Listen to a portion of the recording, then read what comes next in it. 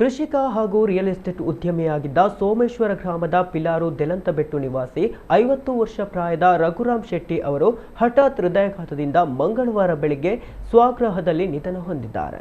ಮೃತರು ಪತ್ನಿ, ಓರ್ವ ಪುತ್ರ, ಸಹೋದರ ಸಹೋದರಿಯರನ್ನ ಅಗಲಿದ್ದಾರೆ. ಮಂಗಳವಾರ ಬೆಳಿಗ್ಗೆ ಲವಲವಿಕೆಯಿಂದಲೇ ಇದ್ದ ರಘುರಾಮ ಶೆಟ್ಟಿ ಅವರು ಪುತ್ರನನ್ನ ಶಾಲೆಗೆ ಬಿಟ್ಟು ಬಂದು ತೋಟದ ಕೆಲಸದಲ್ಲಿ ತೊಡಗಿಸಿಕೊಂಡಿದ್ರು.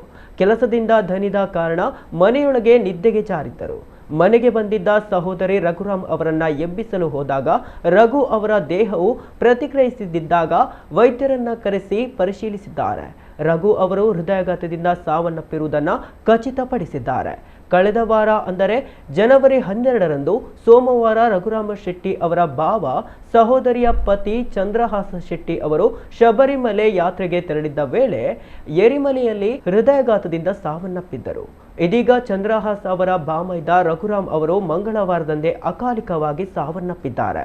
ಪಿಲಾರು ದೆಲಂತಬೆಟ್ಟುವಿನ ಮನೆಯಲ್ಲಿ ವಾರದಂತರದಲ್ಲೇ 2 ಸಾವು ಸಂಭವಿಸಿರುವುದು ಕುಟುಂಬಸ್ಥರನ್ನ ದುಃಖದ ಕಡಲಲ್ಲಿ ಮುಳುಗಿಸಿದೆ. ರಘುರಾಮ್ ಅವರ ಸಹೋದರ ಪುರುಷೋತ್ತಮ ಶೆಟ್ಟಿ ಅವರು ಸೋಮೇಶ್ವರ ಪುರಸಭೆಯ ವಿಪಕ್ಷ ನಾಯಕರಾಗಿದ್ದು, ಸೋಮೇಶ್ವರ ಪುರಸಭೆಯ ಉಪಾಧ್ಯಕ್ಷ ರವಿಶಂಕರ ಸೋಮೇಶ್ವರ, ಸ್ಥಾಯಿ ಸಮಿತಿ ಅಧ್ಯಕ್ಷರಾದ ಪುರುಷೋತ್ತಮ ಗಟ್ಟಿ ಪರಿಯತ್ತೂರು, ಮೂಡ ಅಧ್ಯಕ್ಷ ಸದಾಶಿವ ಉಳ್ಳಾಲ್ ಮೊದಲಾದ ಗಣ್ಯರು ಅಂತ್ಯಕ್ರಿಯೆಯಲ್ಲಿ ಪಾಲ್ಗೊಂಡರು. ಲಕ್ನೋದ ಕಾರ್ಯಕ್ರಮದಲ್ಲಿರುವ ಸ್ಪೀಕರ್ ಯುಟಿ ಖಾದರ್ ಅವರು ರಘುರಾಮ್ ಶೆಟ್ಟಿ ಅವರ ಅಕಾಲಿಕ ನಿಧನಕ್ಕೆ ಸಂತಾಪ ವ್ಯಕ್ತಪಡಿಸಿದ್ದಾರೆ.